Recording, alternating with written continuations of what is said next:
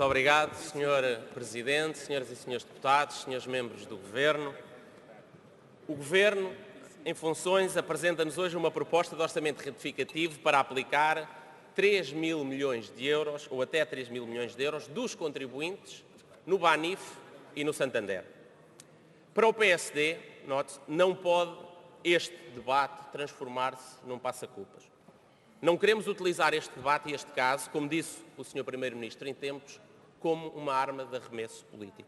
Estamos profundamente empenhados no apuramento de todas as responsabilidades de todos os agentes e autoridades, incluindo as administrações do Banif, Banco de Portugal e governos. Todos os governos. Esse apuramento de responsabilidade, a identificação do que é que correu mal, é muito importante, porque os portugueses estão, mais uma vez, a ser chamados a pagar uma fatura muito elevada, que creio que ninguém desejava.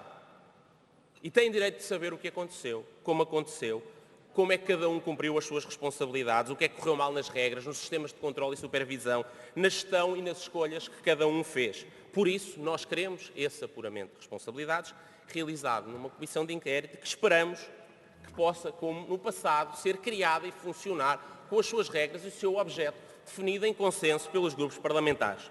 Queremos que este inquérito parlamentar possa ser, como o anterior, no caso do BES, um exemplo de que o Parlamento funciona bem, que funciona acima das diferenças partidárias e traga respostas para a mais que legítima inquietação, grande inquietação que os portugueses hoje vivem e sentem.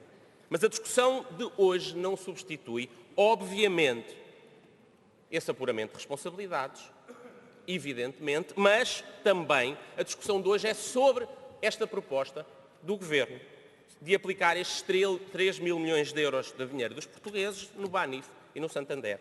E é por isso que temos que discutir hoje, perante esta proposta do Governo, porquê esta solução. Era possível uma alternativa? Porquê este enorme valor e não menos? Porquê esta venda ao Santander nestas condições? Porque com este benefício, grande benefício para o banco e um tamanho sacrifício para os contribuintes. Senhores membros do Governo, sei bem que ontem e hoje procuraram evitar responder a várias perguntas sobre as opções e as escolhas que fizeram e que trazem e levam a esta proposta de aplicação de até 3 mil milhões de euros. Mas não é por isso que vamos deixar de as fazer e deixar de colocar estas dúvidas, e era importante que, ainda que nem seja no debate da especialidade, as pudessem responder. Em primeiro lugar, havia alternativa real e possível à resolução?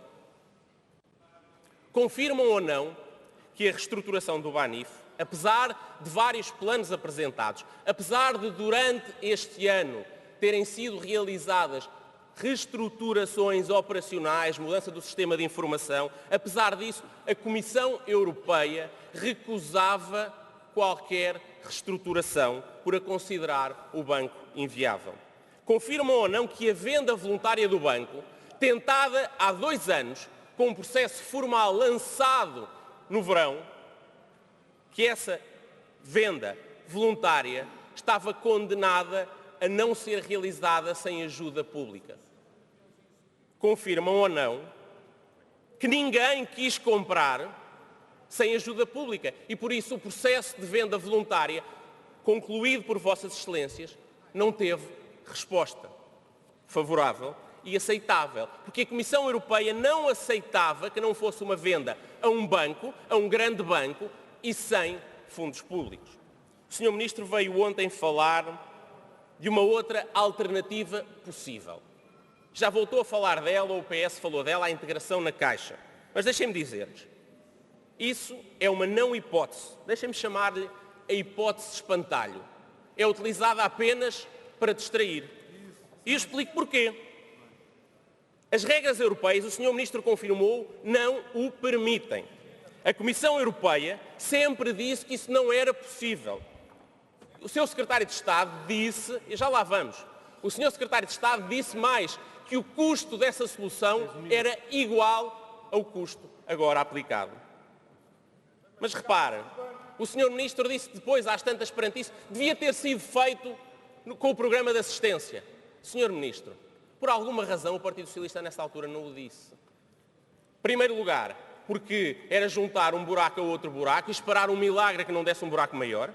Mas mais, ou tão importante quanto isso, Sr. Ministro, o Governo do Partido Socialista despediu-se a assinar um papel que impedia essa operação.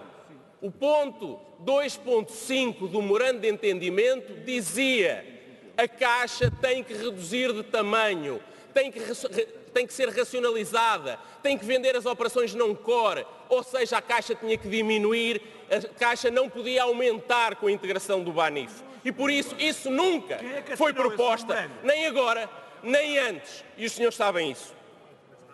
Mas queria também, Sr. Ministro e Sr. Primeiro-Ministro, perguntar-lhes pela forma como escolheram fazer esta operação, porque a liquidação não era, e para nós não era, uma alternativa. Pergunta: pode um Governo escolher o momento, o timing da resolução, ou é o Banco de Portugal que escolhe, o único que decide, e só o pode fazer quando o banco está em insolvência? E isso só aconteceu na semana passada, e só aconteceu por causa, palavras do Sr. Ministro, enorme corrida aos depósitos e preocupante que aconteceu na semana passada. É o rodapé. E, senhores membros do Governo, é verdade ou não que só neste fim de semana estiveram verificados estes pressupostos? É verdade ou não que a Comissão Europeia, além de rejeitar a reestruturação do Banif, reestruturava nova ajuda pública, recusava nova ajuda pública que não fosse com resolução? A questão que fica agora é: porquê estes valores e os termos que este Governo e o Banco de Portugal decidiram, metendo 3 mil milhões de euros dos contribuintes, já ultrapassou o seu tempo, e vender assim ao Santander? Sr. Ministro, não soube responder nem informar se cada um dos limites que no orçamento esta proposta aumenta estão ou não esgotados. Mas ninguém percebeu, sobretudo, porque é que um banco com ativos de 12 mil milhões de euros impõe perdas aos contribuintes de 3,8 mil milhões. No BES, com uma injeção parecida, os ativos eram 5 ou 6 vezes superiores. Conclua, Sr. Deputado.